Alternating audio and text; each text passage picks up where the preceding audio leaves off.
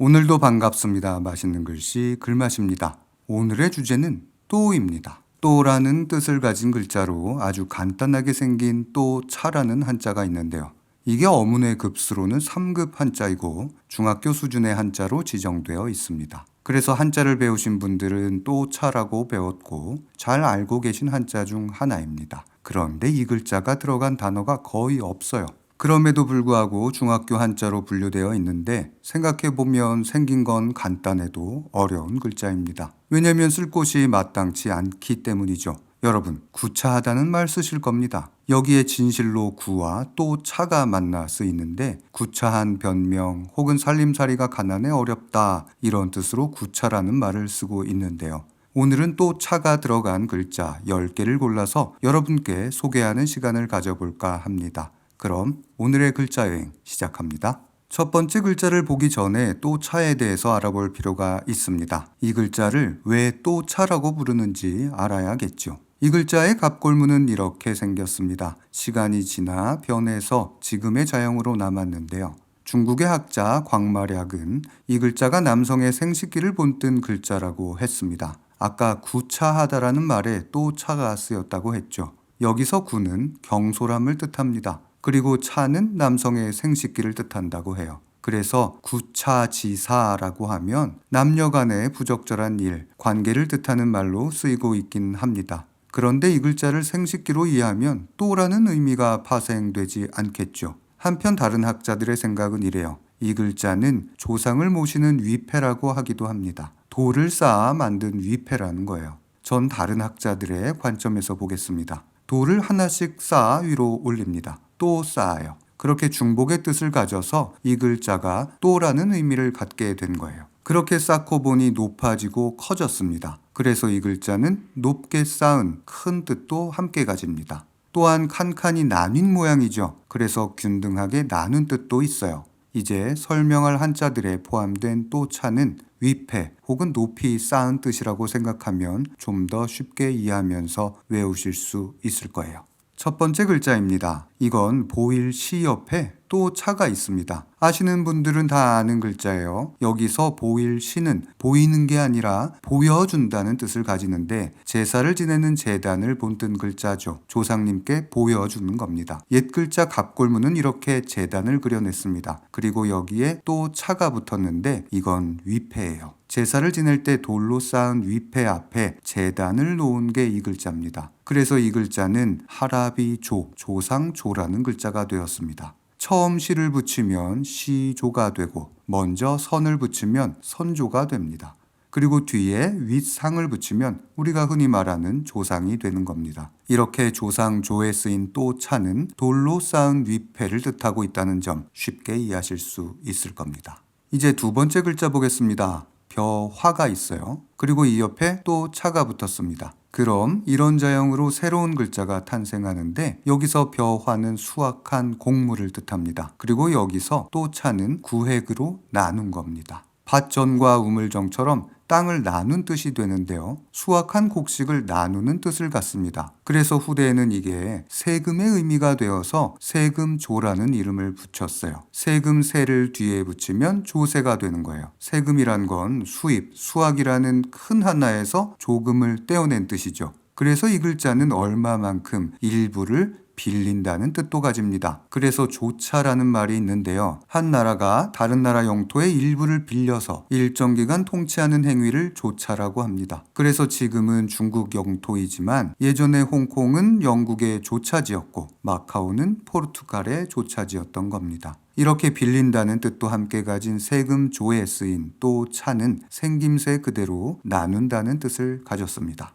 세 번째 글자로 이번에는 벼화가 아니라 쌀미를 붙여보겠습니다. 그리고 이렇게 또 차가 있죠. 쌀미와 벼화의 차이는 이래요. 벼화가 있으면 주로 수확한 곡물을 의미하고 쌀미가 있는 건 실제로 먹는 쌀, 밥 등과 관련이 있습니다. 예를 들면 방금 설명한 세금조의 벼화도 수확한 곡식이고, 지금 쓰는 사사로울 사, 개인 사에 쓰인 벼화도 재물, 물건을 뜻해서 이 글자에 나눈다는 뜻의 8팔을 위에 씌우면 바로 공평히 나누는 공평할 공이 되는 겁니다. 다시 돌아와서 여기엔 쌀미가 있습니다. 쌀입니다. 이 옆에 또 차가 붙었는데요. 여기서 차는 크다는 뜻을 가집니다. 쌀이 크다. 이건 무슨 뜻일까요? 벼는 도정의 과정을 거쳐서 먹을 수 있는 쌀이 됩니다. 그런데 제대로 흰 쌀이 되기까지 도정을 안 한 거예요. 거친 쌀입니다. 그래서 이 글자를 거칠조라고 부릅니다. 여기에 쌀미를 붙여 조미 하면 거친 쌀이 되는데 바로 현미를 가리키고요. 일본어로도 조미, 소마이라고 쓰긴 하지만 현미라고 하는 겐마이를 훨씬 더 많이 쓰죠. 그리고 나쁠 악을 붙이면 품질에서 마무리가 거칠고 나쁘다는 조악이 되고, 복잡할 잡을 붙이면 거칠어 세밀하지 못한 뜻을 갖는 조잡이 되는 거예요.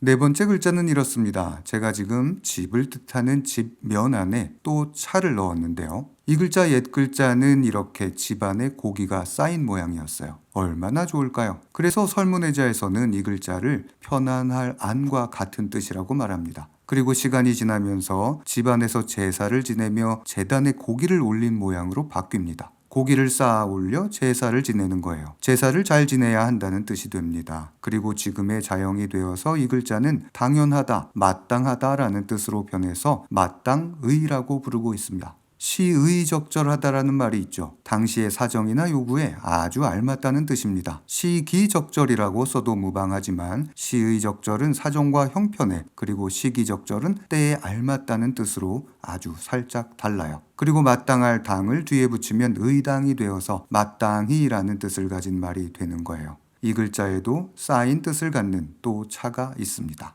다섯 번째 글자 보겠습니다. 이번엔 나무 목이 있고 옆이 아니라 밑에 또 차가 붙었는데요. 이 글자 이름부터 말씀드리면 살핀다는 뜻을 가진 조사할 사입니다. 나무 목을 앞으로 뺀 형태도 있었는데 이건 나무를 또 차의 모양으로 엮은 뜻으로 난간 혹은 뗏목을 뜻하는데, 조사할 사도 원래 뜻은 물에 뜬 나무였습니다. 처음엔 뗏목의 뜻만 가졌었죠. 그런데 물 위로 나무가 올라와서 사람들이 저게 뭐지 하면서 살펴보고 조사했겠죠. 그러면서 이 글자는 지금 조사한다는 뜻만 남았어요. 그래서 고르게 조절한다는 뜻을 가진 조를 앞에 붙이면 조사가 되고, 손수가 붙어 찾는다는 뜻을 가진 찾을 수를 붙이면 증거나 범인을 찾기 위해서 조사하는 수사가 되는 겁니다. 우리나라에선 이렇게 또 차를 써서 조사할 사인데, 중국이나 대만에서는 또 차가 아니라 이렇게 아침 단 모양을 써서 조사할 사로 쓰고 있으니 참고하시길 바랍니다.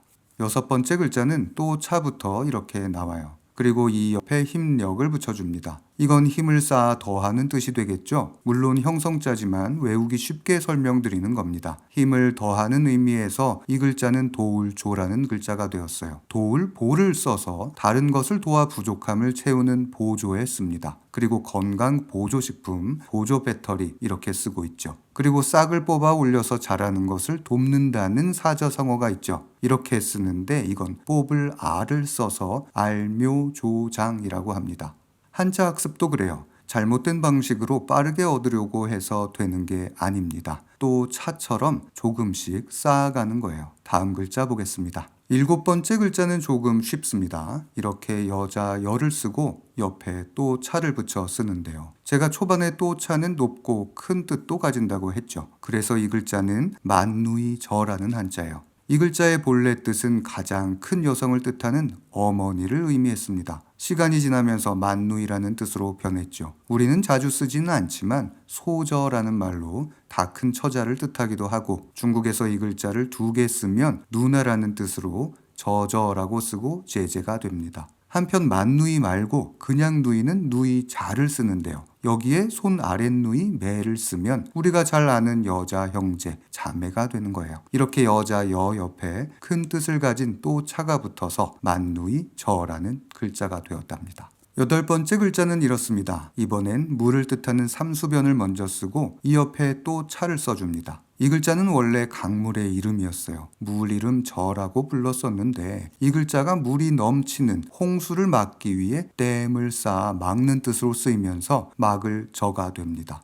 지금 이 글자 잘 보니 흙이든 돌이든 쌓아 올려 물이 넘치는 걸 막는 것처럼 보입니다. 그렇죠? 그래서 이 글자 뒤에 그칠 지를 붙이면 막아서 멈춰 세우는 저지가 되고, 이 글자 뒤에 해할 해를 붙이면 저해가 되어 어떤 일의 진행을 막고 방해하는 뜻으로 쓰고 있습니다.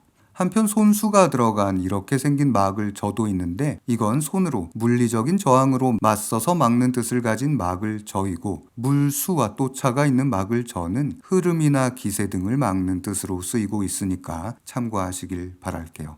9번째 글자는 이렇습니다. 말소리를 뜻하는 말씀 언을 먼저 써주고 이 옆에 또 차를 씁니다. 이게 과연 뭘까요? 여러분, 제가 힌트를 드리자면 여기서 또 차는 조상을 기리는 위패 정도라고 할 수 있습니다. 그리고 말을 합니다. 어떤 말일까요? 무언가 바라는 말이겠죠. 기도 같은 행위를 나타내는 걸 겁니다. 이 글자는 바로 빈다는 뜻의 빌저예요. 이 글자 원래는 빌축과 같은 의미였습니다. 무언가를 바란다는 뜻입니다. 그런데 빌축은 좋은 일을 바라는 의미로 축하, 축복 이렇게 쓰이기 시작했고, 지금 쓴 빌저는 나쁜 일을 바라는 의미로 변해서 저주에 쓰입니다. 그래서 이 글자를 저주할 저라고 부르는데요. 저주에 쓰죠. 여기서 주는 빌축에 쓰인 맏형 앞에 입구가 붙은 형태로 이렇게 씁니다. 그런데 중화권에서는 입구를 위로 올려요. 이렇게 올려서 씁니다. 조금 더 무섭게 생겼죠. 조상을 통해 나쁜 일을 바라는 기도, 저주할 저를 알아봤습니다.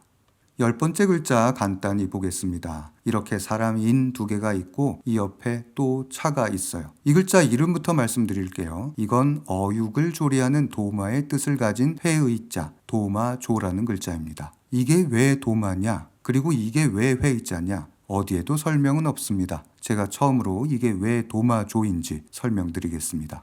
이 글자 갑골문은 이랬습니다. 그리고 이 옆에 튀어나온 게 사람 인으로 변해요. 그리고 지금의 자형이 된 건데요. 여기 뾰족 나온 건 바로 다리입니다. 세워 써서 그렇지 이걸 옆으로 놓고 보면 다리가 달린 조리대를 본뜬 글자죠. 제물을 올려 제사를 지내는 대를 뜻했습니다. 사람 인이 아니라 다리 모양이 변해서 사람 인처럼 쓴 것뿐입니다. 이걸 도마조라고 부르는 거예요. 이제 이게 왜 회의자인지 아실 겁니다.